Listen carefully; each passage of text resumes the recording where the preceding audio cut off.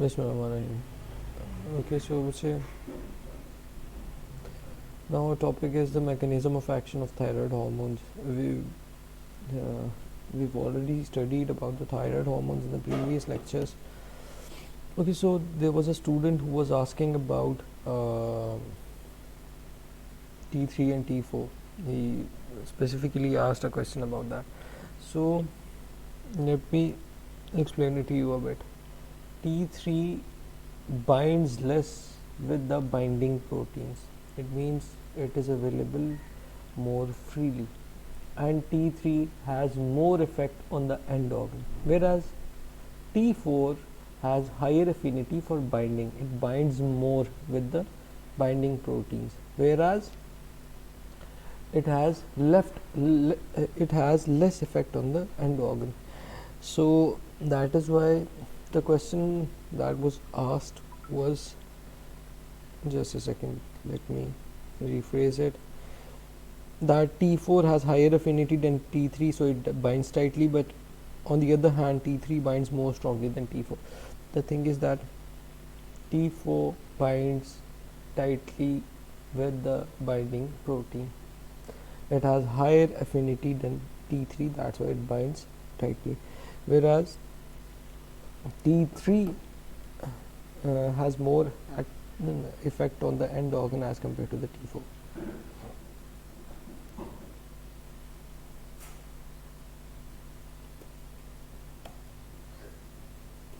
So T3 is basically is the main.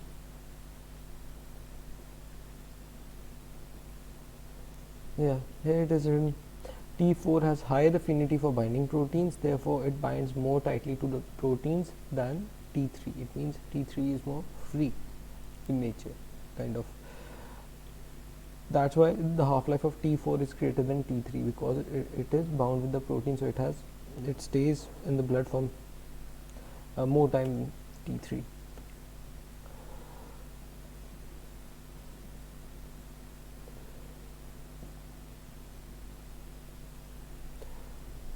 But previously we were talking about the binding protein, but if we talk about the receptor that is on the target cell, on the target cell T3 has more affinity for the receptor. T4 binds more tightly to the protein that circulates it in the blood, whereas T3 has more affinity for binding with the receptor that is present in the target cell. So please understand this difference.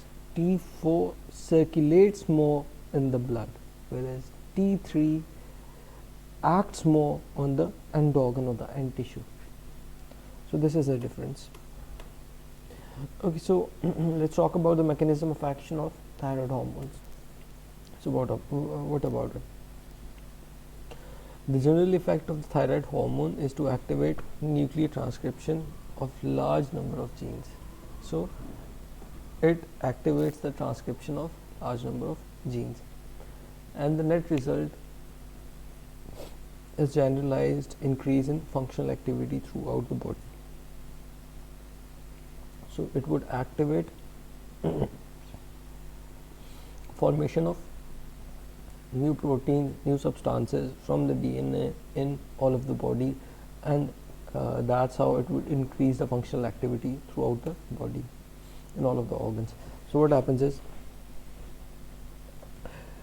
T4 and T3, when they come and bind into the cell membrane, T3 has more affinity binding to these receptors.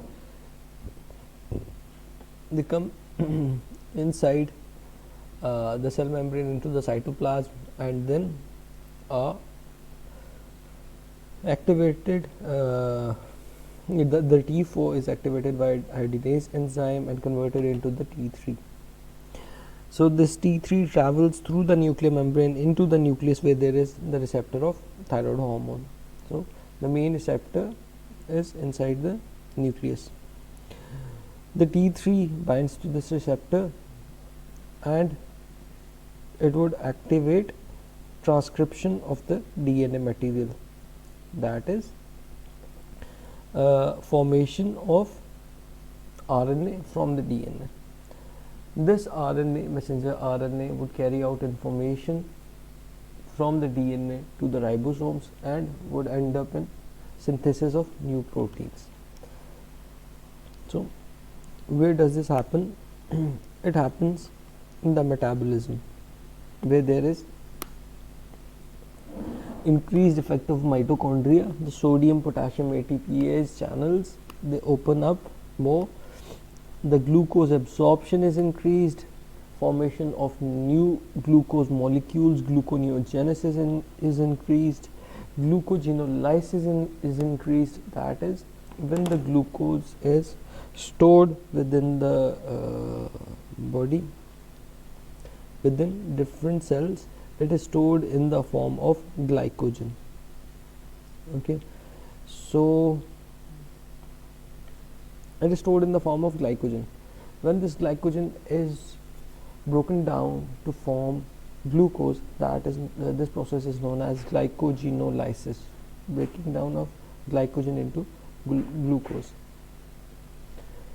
Moreover, thyroid hormone would increase lipolysis, that is increased breakdown of lipids, fats, and they would increase protein synthesis, increase basic metabolic rate.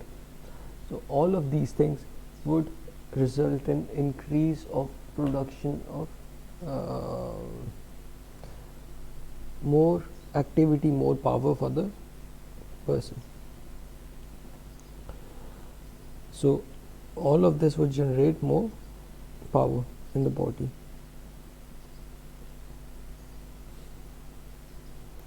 On the cardiovascular cells, that is in the heart, what effect does it demonstrate? The effect is the thyroid hormone has is the increased cardiac output, the increased tissue blood flow, increased heart rate, increased heart strength, and increased rate of respiration. Moreover, it also has a role in central nervous system development, in growth, and many other systems. Let's look at all of the functions one by one in detail. So the first thing that we're going to review now is the metabolic function. So what effect does thyroxine, that is T3 T4, has on the metabolic functions, on metabolism? So the first thing is the effect of the basal metabolic rate. So what is the basal metabolic rate? Let me first explain the basal metabolic rate to you. So the thing is, we all of us, we take food every day from outside. That is kind of an input that we give to our body, and our body produces some energy for our body to work from that food, that is the output of the body. So the ratio between these is known as the basal metabolic rate.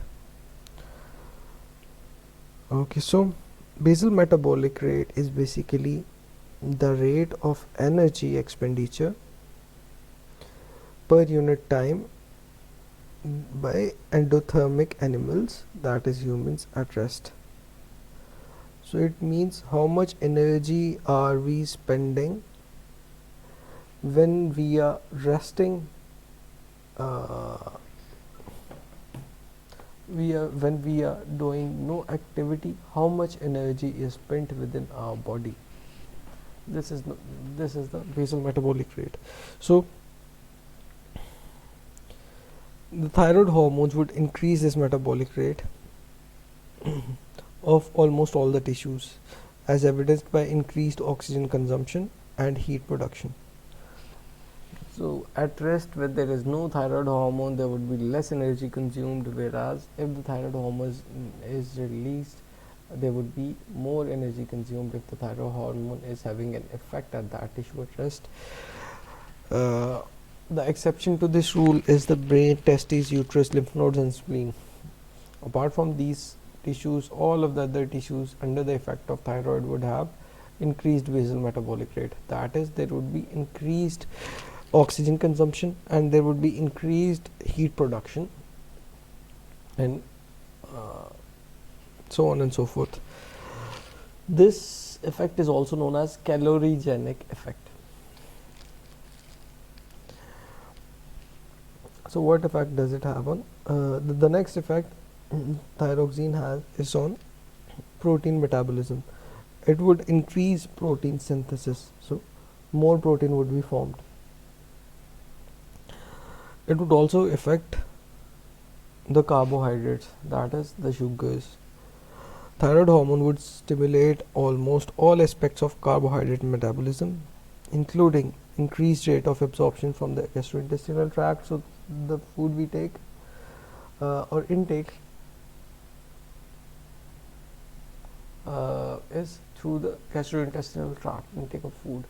This thyroid hormone would increase the uptake of glucose, of carbohydrates from our food through the gastrointestinal tract, and it would also enhance rapid uptake of glucose by the cells. The cells would uptake the glucose and store it. Moreover, it would increase glycolysis and gluconeogenesis. So the glycogen that is present, it would break it down, and moreover it would also promote the formation of new glucose molecules. So it would help in production of energy. Okay, now it also has some effect on lipid metabolism, that is, it promotes lipolysis, that is the breakdown of fat, of lipid. So essentially all the aspects of fat metabolism are also enhanced under the influence of thyroid hormone. In particular, the lipids would be mobilized rapidly from the fat tissue. So the lipids, the fat which is stored within the fat tissue, would be mobilized, it would be broken down, and it would be thrown out into the circulation so that it can be used. There would be increased oxidation of free fatty acids by the cells. So the free fatty acids that are circulating in the blood, they would be broken down, and moreover it would also accelerate the cholesterol clearance from the plasma. So the cholesterol that is present in our plasma in our blood, that would be cleared, either broken down or stored up. So there would be no more fat, no more cholesterol in our blood for a long time. So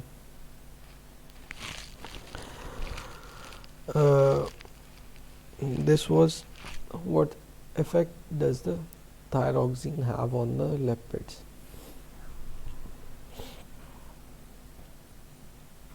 Now let's talk about the vitamin metabolism. What effect does it have on vitamins? So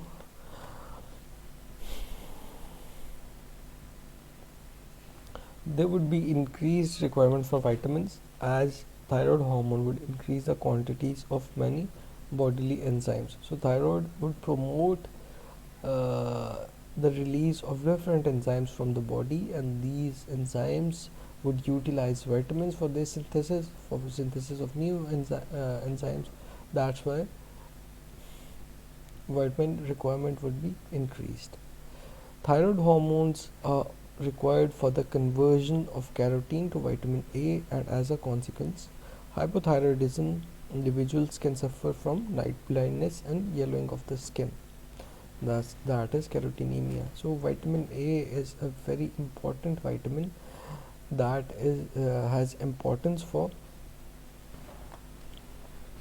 that has an important role that is played in the eye. If there is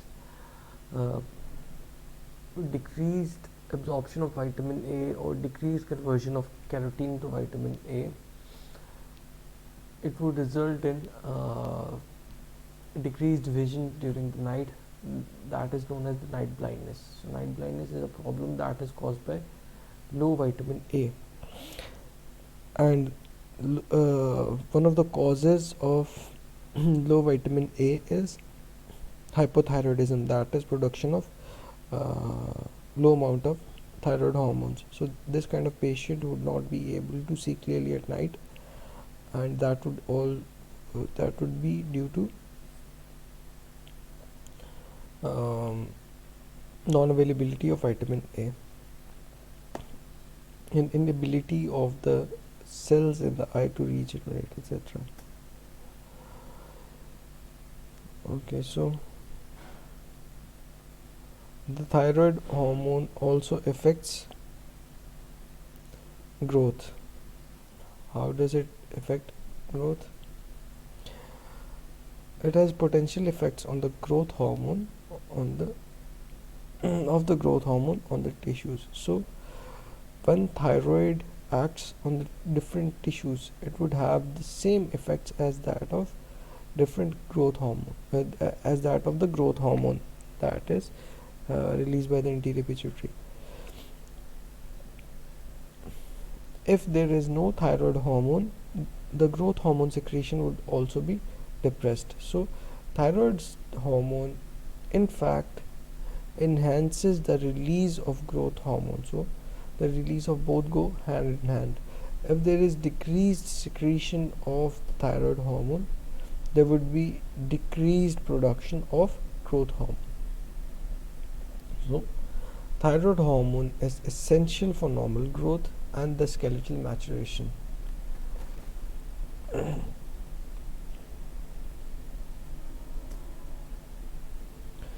It also has pronounced effects on cardiovascular system, that is, its release would result in, or its action would result in, increased blood flow and cardiac output. That would have effect on effect that it would cause increased metabolic end products from the tissues, causing vasodilation and thus increasing the blood flow to the tissue. So if more blood goes to the tissues, there would be more metabolic end products that would be provided to the tissue, and this is achieved via increased blood flow and the increased cardiac output. Moreover, it would also result in increased heart rate, so heart would beat more faster per minute under the effect of thyroid hormone. Blood pressure would also be increased. So increased heart rate and cardiac output would really lead to increased systolic blood pressure, and vasodilation would lead to decreased diastolic blood pressure. So mean pressure would remain unaffected, whereas pulse pressure would increase due to thyroid hormone. It also has effects on the gastrointestinal tract. It would increase the appetite, the hunger, and the food intake, and it would also increase both the rates of secretion of digestive juices and the motility of gastrointestinal tract. So the food would move more with more pace, with more speed in the gastrointestinal tract under the effect of thyroid hormone, due to increased motility of the gastrointestinal tract. That is,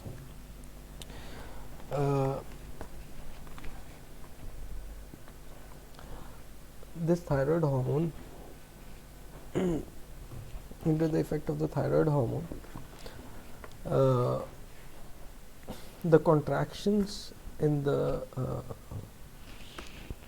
gastrointestinal tract and the intestines would be promoted. So there would be more contractions,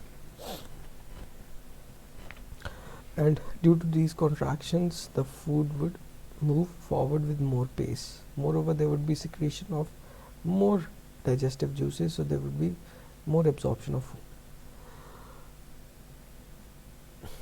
Due to this cause, hyperthyroidism often results in diarrhea.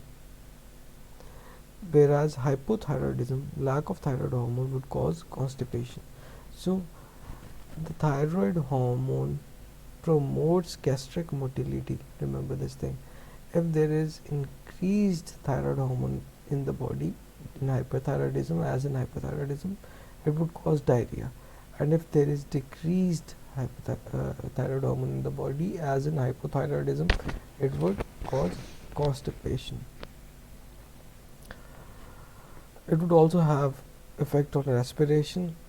It would cause increased rate of respiration. The increased rate of metabolism would increase the utilization of oxygen.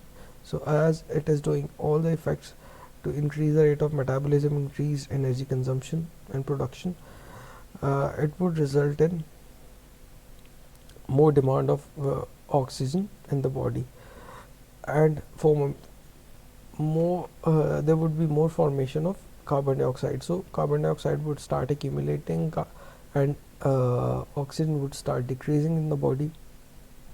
These effects would activate all the mechanisms that increase the rate and depth of respiration. So to compensate for that, the lungs would respire more, the body would respire more and expire more. So there would be deep breaths and increased rate of respiration under the effect of thyroid hormone. It would also have effects on the central nervous system. How does it affect the central nervous system? It would promote growth and development of the brain during fetal life and for the first few years of the postnatal life. So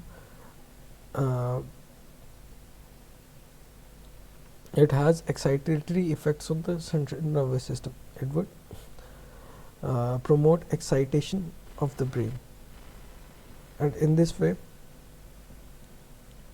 it also helps in development of brain during the fetal life, during the 40 weeks period for which the fetus is present in the uterus of the mother. And after delivery, for the first few years, for the 1 to 2 years after delivery, the child's brain is developed by this hormone. Moreover, it would also have effect on autonomic nervous system. Thyroid hormone increases the number and affinity of beta adrenergic receptors in the heart, thereby increasing the sensitivity to catecholamines. So beta adrenergic receptors are small receptors that are present on the heart, which make the heart susceptible to the effect of adrenaline, noradrenaline, etc. Thyroid hormone would increase the number of these receptors, and hence the heart would be more sensitive to the effect of adrenaline, noradrenaline, would be more easily controlled by these hormones. It also has effects on it also affects sleep. Because of the exhausting effect of the thyroid hormone on musculature on the central nervous system, the hyperthyroid subject often has a feeling of constant tiredness. So what happens is, thyroid hormone would constantly produce and use energy throughout the body. Due to this effect, in the person with more thyroid hormone, that is the hyperthyroid patient, the patient would feel always tired.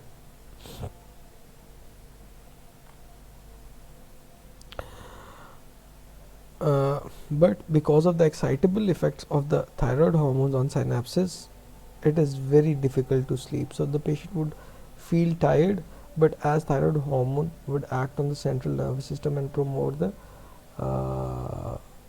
excitability of the brain, the patient would be unable to sleep. Conversely, extreme somnolence is characteristic of hypothyroidism. The patient with low thyroid hormone would sleep for 12 to 14 days per day, for 12 to 14 hours per day, due to decreased effect of thyroid hormone, decreased excitability of the central nervous system. Now the thyroid hormone also has some effects on the sexual function. For normal sexual function, thyroid secretion needs to be approximately normal. So if there is normal secretion of thyroid hormone, it would a male or female, an adult would have normal sexual functions. But if there is abnormal production of thyroid hormone, that is, in males, if there is lack of thyroid hormone, the patient is hypothyroid, the patient would have less desire for the sexual intercourse. He would have uh, loss of libido, less libido. And if there is excess of thyroid hormone, it can cause impotence. The patient would not be able to produce offspring. Whereas in females, a lack of thyroid hormone or hypothyroidism would cause menstrual abnormalities. What can be these abnormalities? Could be menorrhagia, that is excessive menstrual bleeding, or polymenorrhea, which is frequent menstrual bleeding, amenorrhea, stoppage of menstruation. So in menorrhagia, the period is of normal length, that is 28 days period, and bleeding for 3 to 4 days, but bleeding is heavy. In polymenorrhea, the period is smaller, so there would be frequent menstrual bleeding. The patient would have 21-22 days period with bleeding after every 21-22 days, and that would be of 2 to 3 days or 4 days, but the bleeding amount of blood would be normal. In amenorrhea, the periods are longer, 1 to 2 months, there would be stoppage of menstruation. Sorry, that is oligomenorrhea. Amenorrhea is no more periods. A hypothyroid woman has greatly decreased libido. So in hypothyroidism, women also do not want to engage in sexual intercourse. In hyperthyroid woman, patient with hyperthyroidism, increased thyroid hormone. Remember this, hyper means more, hypo means less. There is oligomenorrhea, that is greatly reduced bleeding. So what is oligomenorrhea? The period is longer than 28-35 days.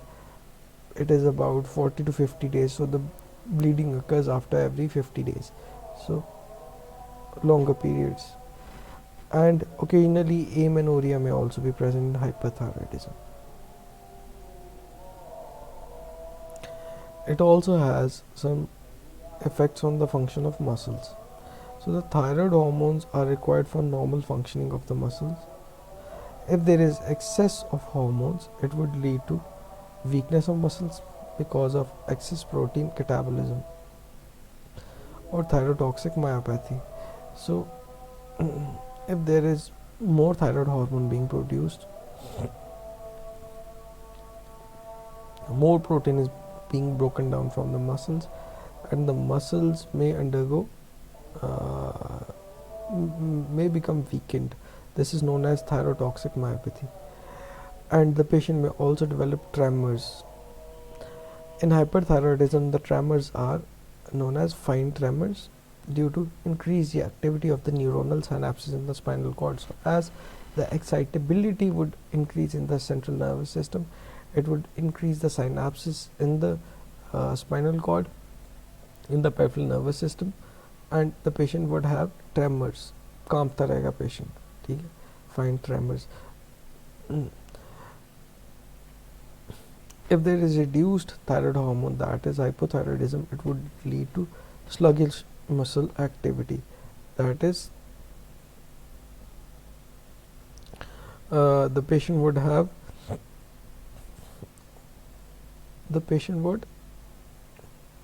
move his muscles slowly, and there would be pauses during movements. Moreover, the hyperthyroid patients would have extremely nervous and psychoneurotic tendencies. They would worry too much. They would have anxiety complexes and extreme worry.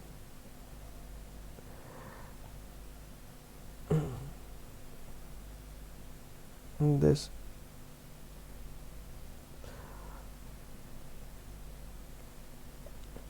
whereas hypothyroid patients would have lethargy and excessive sleep. They would always feel tired and would want to sleep, and they would sleep more as compared to the hyperthyroid patients. Okay, so the regulation of secretion of thyroid hormones would be studied in the next lecture, inshallah. So that's all for today. If you have any questions, please post it in the group. Thank you very much.